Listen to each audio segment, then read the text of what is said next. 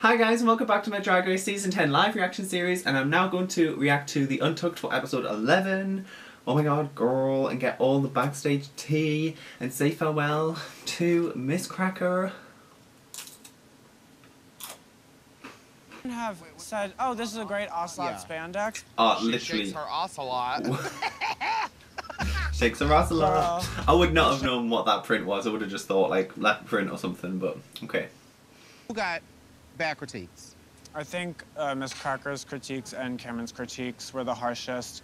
I think Eureka had middle of the pack critiques, and I think our critiques were high. That's exactly what it was. Literally the bottom two. I think Eureka was very middle, Aquarian Asia in the top, so. I mean, what do you want me to say? Oh! Tell us how you feel. I mean, clearly my time is spent here. Clearly I can do no good anymore. No, don't start Posted getting the whole in competition, and now it's like, you know. It must be really disheartening being in the bottom, especially a third time and being safe a lot and just... I like Cameron, she's great, she has some great looks, and yes, she may not be Eureka, she may not be Asia, she may not be Aquaria.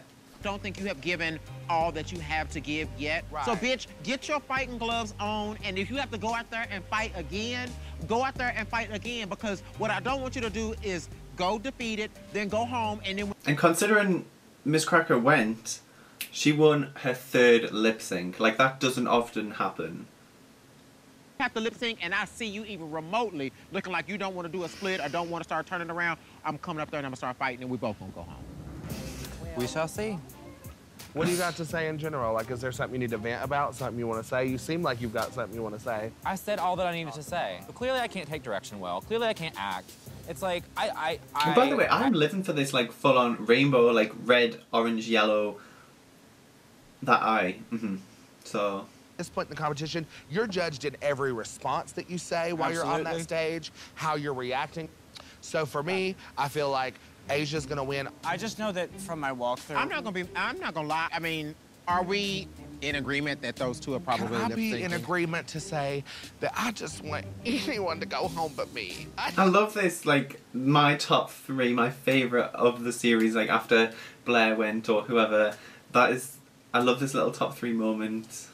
I really like Cameron. She could be in the top three, she could be in the top two. Girl, turn it out next episode. But for me, I just know that I'm living for Aquaria, living for Eureka, living for Asia now. Like, so I can't call it from them three. Who should go home? Just be like, Cracker, it's your time. But it's obviously disheartening to hear that, and I think to think it's such a long competition to have been fighting this whole time.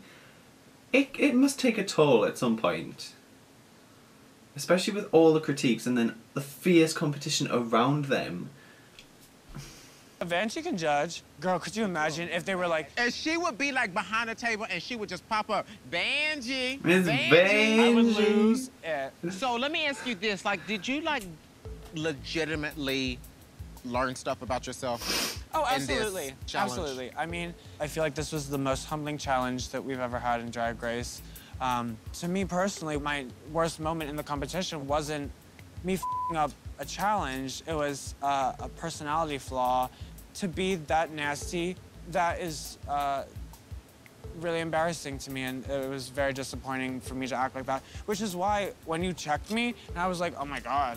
I know I've been kicking ass all competition, and I'm mad that I can't go on to the top 5 now. Girl, I'm No sorry, shade, but that is so narcissistic for you to correlate them two staying with you being further away from the crown. And it's so irritating to me that you turned it into something about you.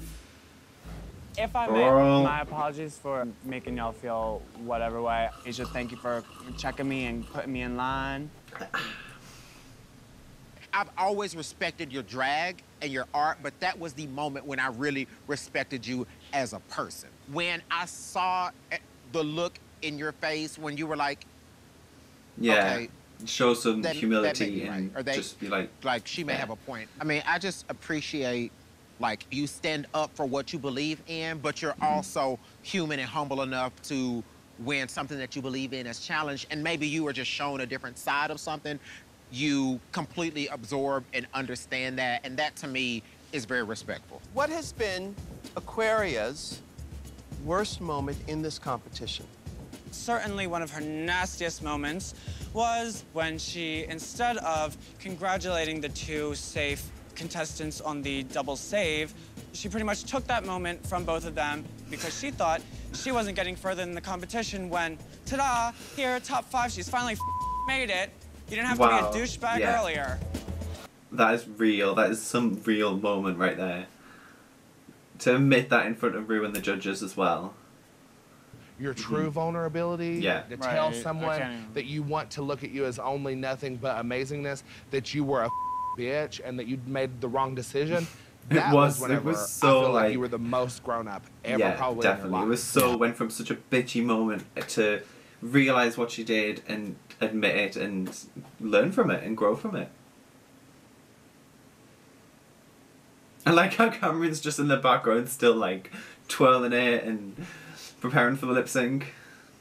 How the freak do you take your makeup off at night? Oh. Have you ever eaten ass? Shut up, yes. Have you, Aquaria? I'm just playing, yeah. You have? I'm just playing, but yes. If you're in the hotel especially and you don't like mind ruining a towel, you're pretty much good. If you don't care for other people's possessions, no.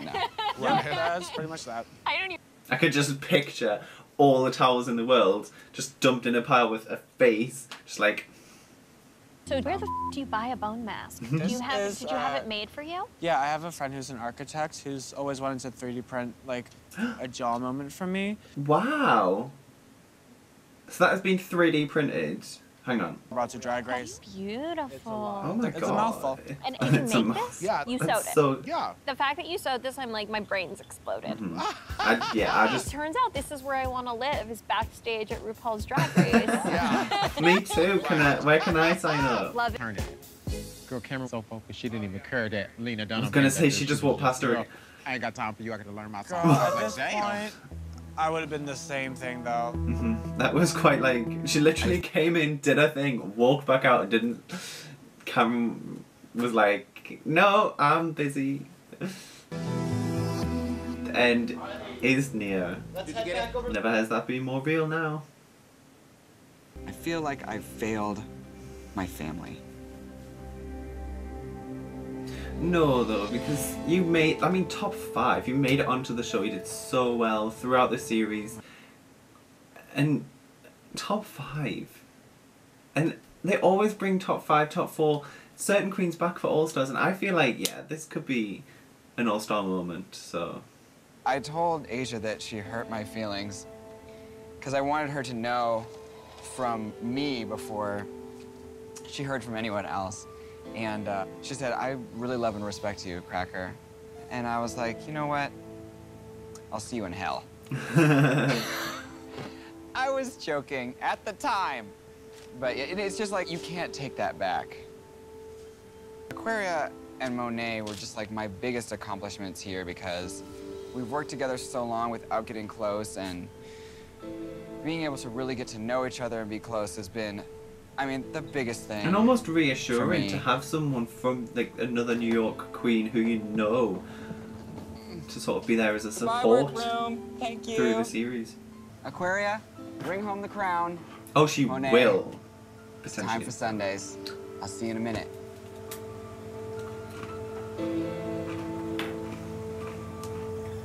Four queens remain. Well, girl, Miss Cracker has gone. That is Untucked done. Next week will be episode 12. Oh my god. So I hope you guys all enjoyed this video. Give it a thumbs up if you did. And like I said, I will leave my Instagram and Snapchat on here if you want to go follow, because I upload pictures of my favourite looks from the runway on Instagram and do little sneak peeks and previews and different things on Snapchat. So hopefully you will enjoy them. And also, like I said, happy Pride everyone, to everyone in America who's got Pride going on at the moment. We will have that in the UK this sort of month, next month, and then August, I think. It just sort of varies throughout the summer. But yeah, so happy Pride everybody! And thank you all for watching. I will see you next week for episode 12. Bye guys! Cheyenne Jackson. Hi ladies. Aqua Poche. And when I say pancake, I mean, you know. Pancake. Berries look yummy, the gummy worms. Little chocolate chips. I'm going to eat that, I think. Eureka, why is your pancake bare? I ate all the ingredients. I'm sorry.